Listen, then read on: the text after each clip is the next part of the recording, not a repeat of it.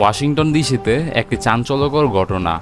যুক্তরাষ্ট্রের সবচেয়ে মর্যাদাপূর্ণ অনুষ্ঠানগুলো একটি হোয়াইট হাউসে কনফারেন্স ডিনারে হঠাৎ গুলির শব্দতে আতঙ্ক ছড়িয়ে পড়ে।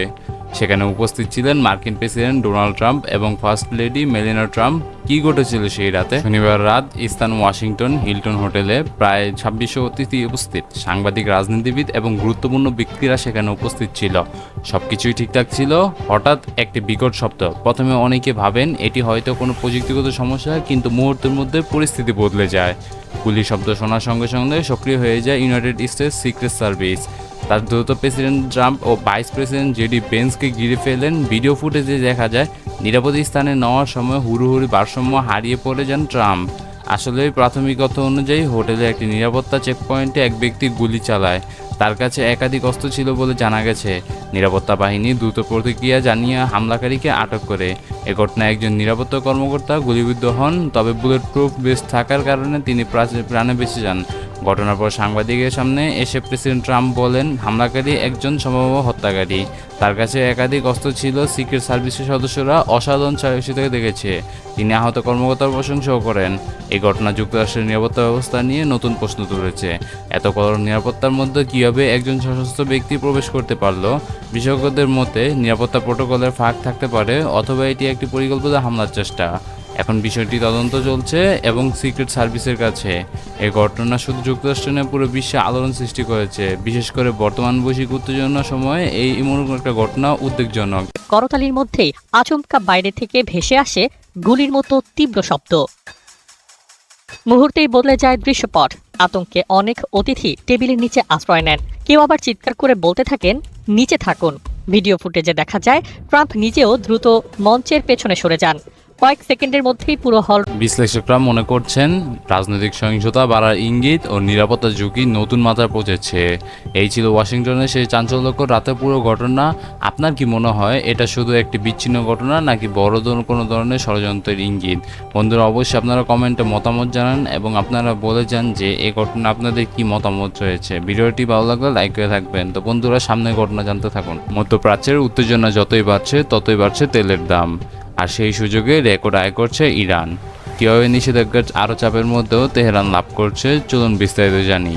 2026 সালে মার্চ মাসে ইরান প্রতিদিন গড়ে প্রায় $139 মিলিয়ন আয় করেছে তেল বিক্রি থেকে, যেখানে ফেব্রুয়ারি এই আয় ছিল $115 মিলিয়ন, অর্থাৎ এক মাসে প্রায় 21% বৃদ্ধি। কিছু বিশ্লেষণ এই পদ্ধতিতে 40% পর্যন্ত বলা যাচ্ছে। বিলম্বে হরমুজ প্রণালী খুলতে চায়, টাকার জন্য হাহাকার করছে, প্রতিদিন $500 মিলিয়ন হারাচ্ছে। সামরিক বাহিনী ও পুলিশ অভিযোগ করছে যে তারা বেতন পাচ্ছে না। বিশ্লেষকদের মতে এই অবরোধ ইরানের ক্ষতি করছে, তবে দেশটির অর্থনৈতিক ও রাজনৈতিক সক্ষমতা রয়েছে এটি মোকাবিলা করার। তবে প্রশ্ন থেকে যায়, নৌ অবরোধের মধ্যে ইরান কতদিন টিকে থাকতে পারে? আয়ের পিছনে সবচেয়ে বড় কারণ বিশ্ববাজারে তেলের দাম বৃদ্ধি। আন্তর্জাতিক বেঞ্চমার্ক ব্রেন্ট ক্রুড অয়েল ব্যারেল প্রতি $100 ছাড়িয়ে গেছে।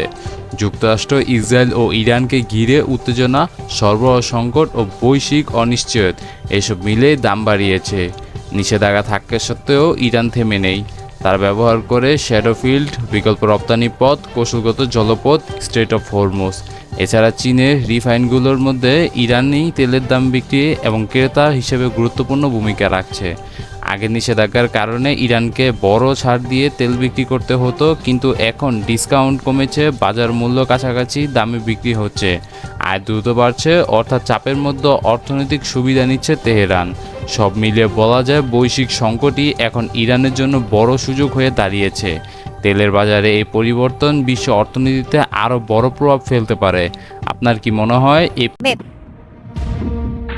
ইরান সমুদ্রপথে তেল, গ্যাস এবং অন্যান্য পণ্য যেমন পেট্রোকেমিক্যাল, প্লাস্টিক ও কৃষি পণ্য রপ্তানি করে। বিশ্লেষকদের মতে বন্দর অবরোধ এই বাণিজ্যে প্রভাব ফেলতে পারে। 28 ফেব্রুয়ারি শুরু হওয়া যুক্তরাষ্ট্র ইসরায়েল যুদ্ধের পরপরই তেহরান কার্যত হরমুজ প্রণালী বন্ধ করে দেয়, যা উপসাগর থেকে বের হওয়ার একমাত্র জলপথ, এবং শান্তিকালে বিশ্বের প্রায় 20% তেল ও এলএনজি সরবরাহ এই পথ দিয়ে যেত। তো বন্ধুরা, এই হলো বিশ্ববাজারে তেলের দামের বৃদ্ধি, আর এই তেলের বাজারে থেকে যে কিরকম আয় করছে ইরান। তো বন্ধুরা আপনারা বুঝতেই পারলেন। তো এই বিষয় নিয়ে আপনাদের মতামত কি, আর এটা কতদিন পর্যন্ত এরকম চলতে পারে, আপনাদের এই বিষয় নিয়ে মতামত কি? আপনারা তো জানেন কিছুদিন আগে একটা নিউজ আপনারা পেয়েছেন যে ইরান আর ইসরায়েল আরেকটা বৈঠকের মধ্যে বসবে। তো বন্ধুরা সেই বৈঠক কি শান্তিভাবে পরিচালনা হবে কি হবে না, সে বিষয়ে আপনাদের মতামত কি তা জানতে হলে আমাদের চ্যানেলে চোখ রাখুন, আর অবশ্যই চ্যানেলটি সাবস্ক্রাইব করে রাখুন। তো এই ছিল ভিডিওটি, দেখা হবে নতুন কোনো ভিডিওতে। সে পর্যন্ত ভালো থাকবেন, আল্লাহ হাফেজ।